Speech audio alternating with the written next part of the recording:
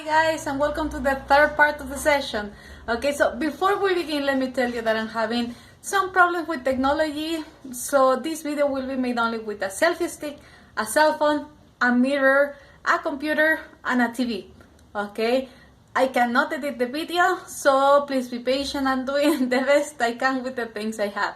Okay, so let's go to the information. Remember, this is the third part of the session. The video with the complementary explanation of the reading, or at least the first part of the reading. Okay, so let's go. So let's see, you saw the mirror, now you get to see the TV, and there we are. Okay, so don't worry, anyways, the presentation will be in the platform. Okay, so don't worry about it. So as you know, the name of the chapter, well, the name of the reading in the platform is phenomenology, but the name of the chapter, it's phenomenology, ethnomethodology, and symbolic interactionism. Okay, so let's go to the next part. 1 second, please. There we are. Okay, so they mention the significant traditions of qualitative that is part of the naturalistic traditions. Okay, remember that qualitative is the one that refers to perceptions, people's opinion. Okay, and basically those are phenomenology, ethnomethodology, and symbolic interactionism. So in this video we're going to talk only about phenomenology.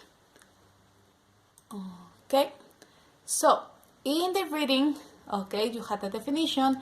I will not read the definition because I think that you might remember it, but I would like to point out, okay, that it is mentioned that behavior is determined by the phenomena of experience rather than the external objective. Okay, which is, in other words, they mention that the behavior is influenced, is shaped, okay, by the phenomena, the thing that we are experiencing. Okay, phenomena, it might sound like a very fancy word, but it refers to anything that we experience. And when I say anything, it can be anything.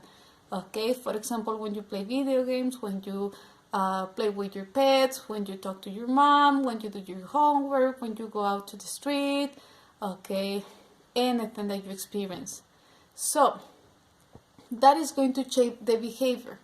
And remember that we are studying the perception, okay, probably of this behavior, the interpretation that we give to this reflection, and we have to have a reflection of it.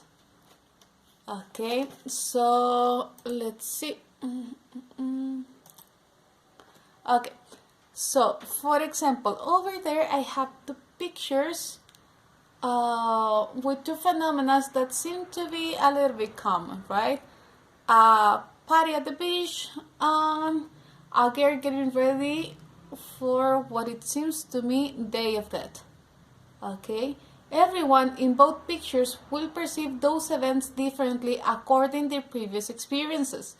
For example, what I mean over there is that there is not going to be the same experience or the same perception of this experience from the musicians that from the guys in the party, from the little girl, that what I think is their parents.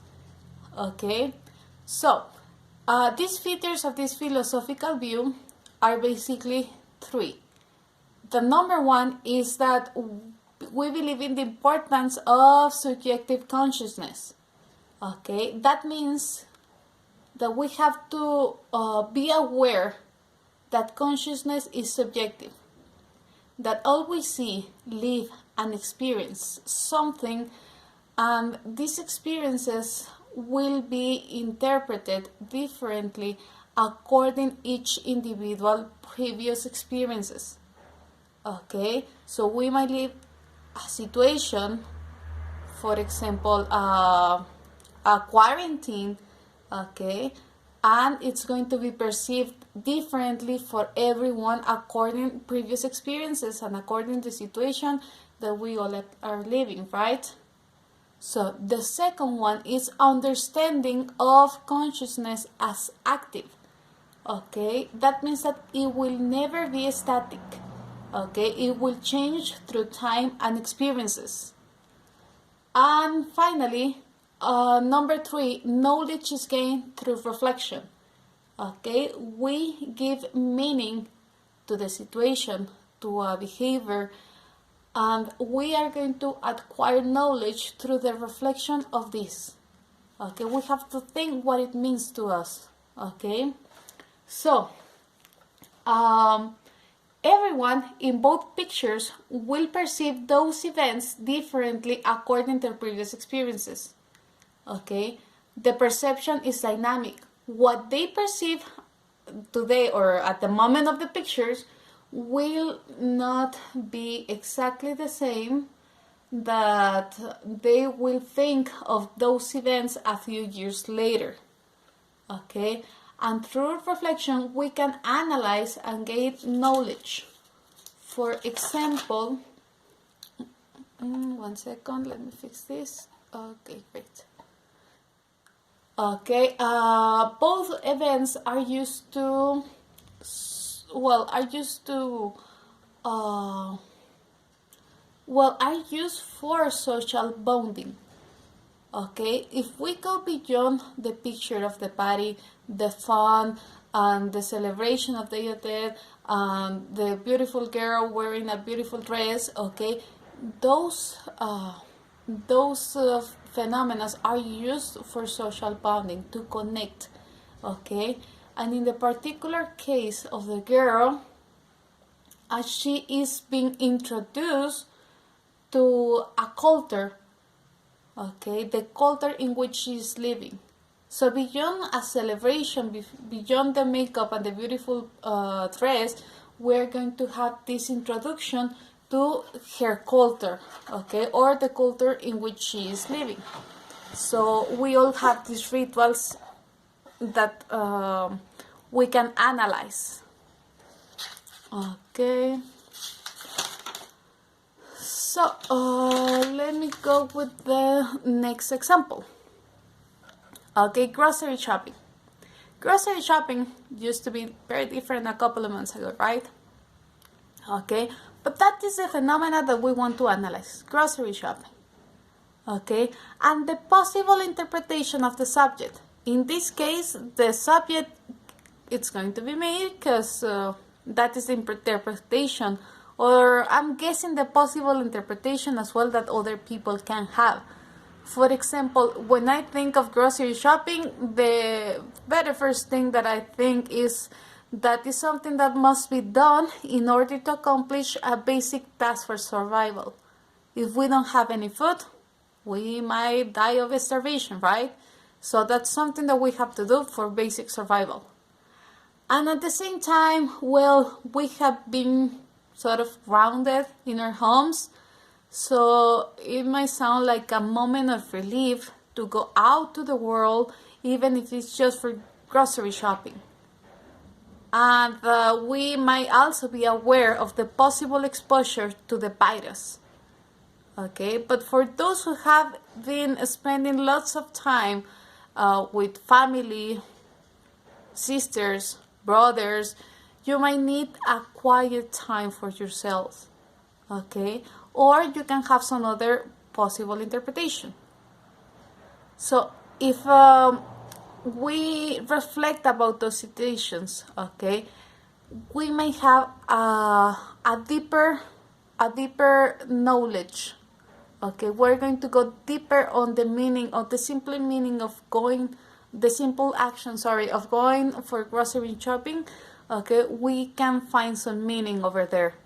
Okay, we can reflect of the importance of solidarity, because most of us are capable of going and buy anything we need.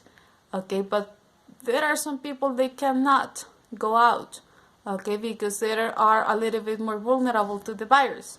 So we can see this act of grocery shopping and we can realize the importance of solidarity. Or when we get to Walmart, this is the example in the picture, okay, we might see the workers and we might realize the importance of essential workers, okay, that thanks to them everything is in order and under control and we can do these basic tasks, okay. For example, when we go out and see all the streets empty, the business closed, we can realize the impact of a virus in society. And I really want to believe, okay, that we're experiencing a unique historical event. Okay, so let's go with another example. Let me drink a sip of water. Okay, so another phenomena is the experience of the subjects in social networks. Okay, that is something that is very common these days, okay, more these days in quarantine.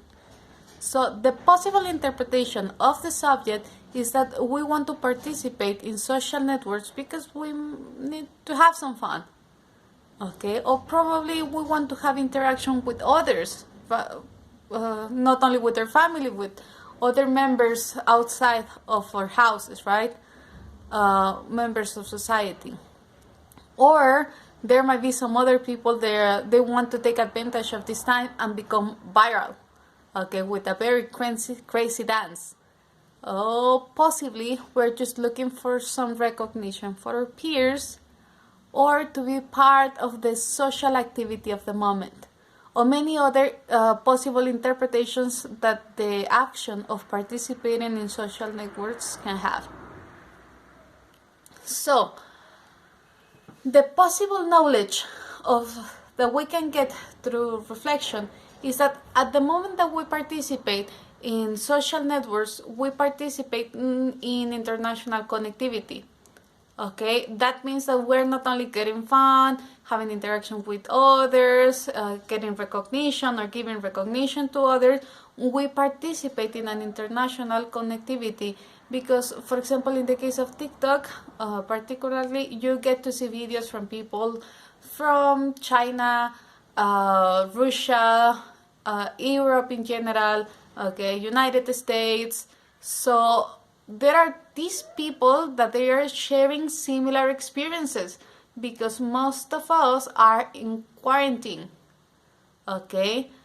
We might share a feeling that everything is complicated, okay, or some other feelings and ideas around the world, okay. For example, you can see people from different languages, cultures, and countries dancing the same song with the same movements, okay.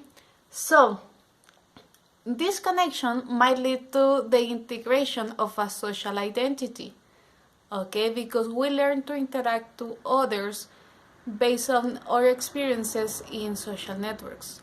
For example, that happens to me. I don't know if that happens to you, okay, you might say yes or not, but for example, sometimes when I want to engage in interaction with someone else through WhatsApp, I don't say hi or hello or good afternoon, okay, if I know that that person belongs to the same group that that is engaged in the same activity that I am, like in social networks, I will send a TikTok or I will send a meme, okay. So that becomes a part of our social identity, the way in which we interact, okay, and that leads us to how we belong to a group. Remember that we human beings have this need to belong to a group, okay, and in this case that group is going to be in social networks with people that we don't really know, but we have our language, we have a way of interaction, okay, and we have our inside jokes, okay, that is what leads us to the generational bond, okay, in which we have these inside jokes. For example, I don't know if you recognize the guy in the picture, okay, is the creator of one of the viral TikToks of the moment, where a guy comes from to the future and let us know that after the coronavirus there are going to be some zombies. Okay, so this might lead to some bones, some ways of interact that we, the people who belong to this group, understand. Besides the use of social networks, it's going to help us with the acquisition of technological abilities that might be helpful in the future for our work. For example, today I have been struggling for hours with my computer, hours, I promise you. Then I just got tired and I just realized that I couldn't do the video I wanted to do the video, and I started watching TikTok, and then I saw these guys using a selfie stick and recording themselves, and I say like, okay, it might not be the most professional thing to be done, but it's an excellent way to get it done. So here we are. So let's go to the next one. Okay, so basically, let me drink a sip of water. Basically, the reading invites us to question common sense, what has been taken for granted, the assumptions of the everyday. Because, like we will say in Spanish, estamos viendo pero no vemos. That what I want to say is like there are a lot of things and phenomena that we see every day, but we don't pay attention because we just take them for granted. For example, I have some friends that they have what they call perrijos or gatijos, you know, when you treat a dog or a cat as if they were your children. And for example, over there you have a picture of these 3 beautiful dogs in front of this beautiful cake. And if we try to analyze and go beyond this, okay, we might realize that one characteristic that we humans have is to try to put this humanity in something else, in an object, on an animal. Okay, we project our humanity in something else. Okay, and that's something that we don't really pay attention to anymore, or we don't really pay attention to it. Okay, in the second picture we have these fancy tennis shoes that are flat. Okay, I don't know if you knew, but wearing flat tennis shoes, sneakers or shoes is terrible for your knees and your back. It hurts them a lot. Okay, but anyways, we as society, we use them. Okay, and probably if we reflect on the fact of why we might go to the fashion industry, how some people make some money, and how we feel part of a group by wearing them. Or in the next picture, I have this teenager with a cell phone. Okay, she doesn't seem to be very happy. But the intention of this picture is for me to point out how we are very used to using our cell phones, to see people using their cell phones, to get notifications every minute of the day, okay? And that has some impact in our brain that get us like sort of excited or worry, and it triggers our brain to be working a lot. And we get sort of addicted to cell phones and dopamine and the stress of being receiving these notifications.